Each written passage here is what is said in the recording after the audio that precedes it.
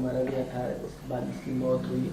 CCTV footage हमने देखा, उसमें ऐसा दिख रहा है कि पुलिस पीसीआर वैन से उस युवक को अटैकर्स ने खींचा, उसके बाद उसको उस पर हमला किया, मारा उसे।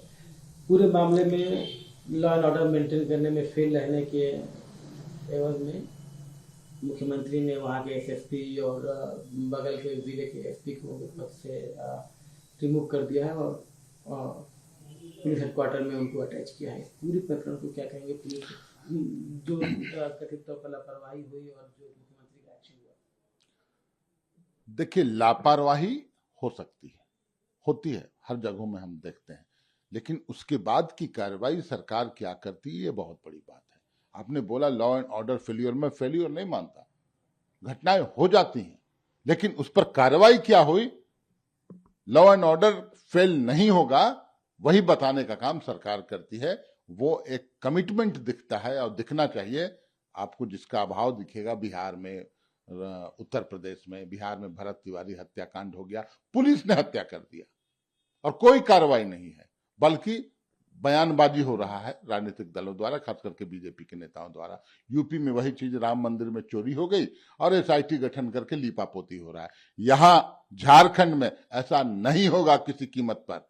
जो दोषी होंगे, जो लापरवाही करेंगे, वो नपेंगे, चाहे वो सिपाही हो, दरोगा हो या आईपीएस अफसर हो। पहली बार मैं समझता हूं कि बिहार और उत्तर प्रदेश को सीख लेनी चाहिए कि अगर ऐसी घटना होगी तो कार्रवाई होगी, चाहे जो भी दोषी हो। और मैं समझता हूं जो दिवंगत परिवार है उनको भी बहुत संतुष्टि मिली होगी कि हाँ, सरकार हमारे साथ खड़ी है।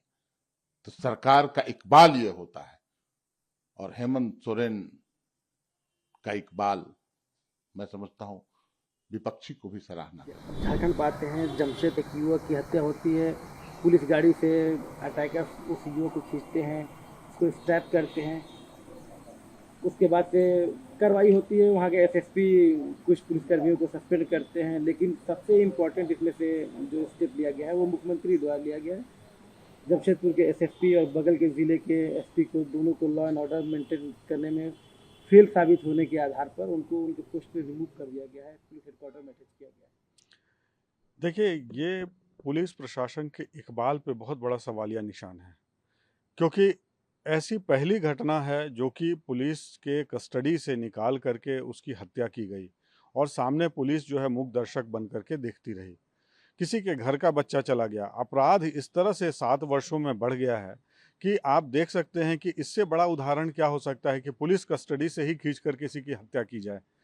मैं इसकी घोर भर्त्सना करता हूं और मुझे लगता है कि आज पूरे प्रदेश भर में जिस तरह से ट्रांसफ़र पोस्टिंग में भ्रष्टाचार लिप्त है, तो ऐसे अधिकारियों से क्या डरेगा। जहां थाना में जिस तरह से भ्रष्टाचार होता है, आम लोग जाते हैं, उनका जो है किसी तरह का अगर कोई केस उनको दर्ज कराना है तो वो नहीं किया जाता है। इस तरह की कई सारी घटनाएं जो है निरंतर सामने आती है और मैं तो यहाँ तक कहूँगा कि पूरे प्रदेश में जो नियमित डीजीपी का को अपॉइंट करना चाहिए, वो तक तो आप सेवा विस्तार दे दे करके बनाते हैं। जो यूपीएससी में जिस तरह से नाम भेजने का प्रावधान है, वहाँ से सिलेक्शन कमेटी जिस तरह से नाम भेजती है और उसके बाद आपको तय करना होता है, उन सारे प्रक्रियाओं को तो आपने ताक पर रख दिया है। तो निश्चित तौर पर कानून व्यवस्था तो गिरेगी ही और पूरे प्रदेश भर में जनता जो है त्राहिमाम कर रही है। सरकार जो है वो मूक दर्शक बनी हुई है। लेकिन मुख्यमंत्री जो उनको उनके पोस्ट, दोनों सीनियर आईपीएस अधिकारियों को उनके पोस्ट हटाकर पुलिस हेडक्वार्टर में अटैच किया है, इसके बारे में जेएमएम का कहना है कि ये दिखाता है कि मुख्यमंत्री कितने सजग हैं लॉ एंड ऑर्डर मेंटेन करने के लिए, पब्लिक सेफ्टी को लेकर। जेएमएम क्या कहती है, अगर इस तरह की बात करती है तो इससे शर्म की बात और कोई हो नहीं सकती है, क्योंकि जिस घर का बच्चा गया है आप उसके बारे में सोचिए। पुलिस कस्टडी से ऐसे तो जो कानून व्यवस्था यहाँ गिरी हुई है, निरंतर जो है हत्याओं का मामला जो है आता ही रहता है। अपराधीकरण जिस तरह से जो है पूरे झारखंड में व्याप्त हो चुका है, उसका समाधान तो नहीं कर रहे हैं, बल्कि आज सफाई देने की मुद्रा में है कि हमने एसपी को बचा दिया और वहाँ से हटा दिया। आप जा कर के उस घर के बच्चे को लौटा दीजिए, तभी जाने। उस घर का बच्चा चला गया और आप सिर्फ एसपी को हटाने की बात कर रहे हैं। मुझे लगता है कि ऐसे अपराधियों पर कठोर कार्रवाई करनी चाहिए और जो पुलिस कस्टडी में इस तरह की हरकत कर रहे हैं, उनको तो इनकाउंटर करके मारना चाहिए। जमशेदपुर की घटना के बाद से वहाँ के एसएसपी और पड़ोसी जिला के एसपी को लॉ एंड ऑर्डर मेंटेन करने में फेल साबित होने पर मुख्यमंत्री ने उनको उनके पदों से हटा दिया है। इस स्टेप को कैसे देखते हैं? देखिए, बिल्कुल महागठबंधन सरकार की पहली प्राथमिकता जनता की सुरक्षा है और हम जनता की सुरक्षा में किसी भी प्रकार की चूक किसी सूरत में हम बर्दाश्त नहीं कर सकते। कानून व्यवस्था के साथ खिलवाड़ करने वाला, चाहे वो कोई भी व्यक्ति हो, आम हो या खास हो, किसी सूरत में वो बख्शा नहीं जाएगा। और गठबंधन की सरकार ने यह पूरी तरह दर्शा दिया है कि जमशेदपुर की घटना में त्वरित गति से माननीय मुख्यमंत्री ने कार्रवाई की और वहां के थाना प्रभारी सहित 5 लोगों को निलंबित भी किया और एसपी को भी वहां से हटाने का हमने काम किया है।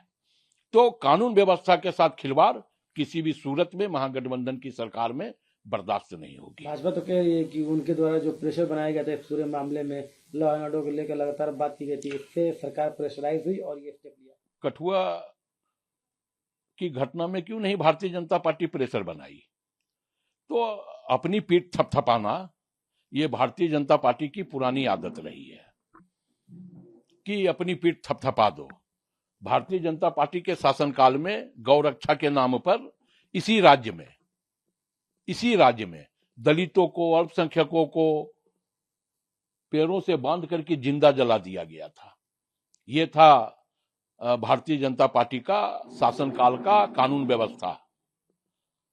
तो कहां थे ये लोग? उन लोगों को तो स्वागत किया फूल माला पहना करके। तो अपनी पीठ को खुद थपथपा लें कि मेरे दबाव में, मेरे कारण। ना तो सरकार किसी के दबाव में है और ना ही किसी के कारण है। सरकार पूरी तरह से जनता की सुरक्षा के प्रति मुस्तैद है। प्रभातखबर.com, विश्वास वही, रफ्तार नहीं।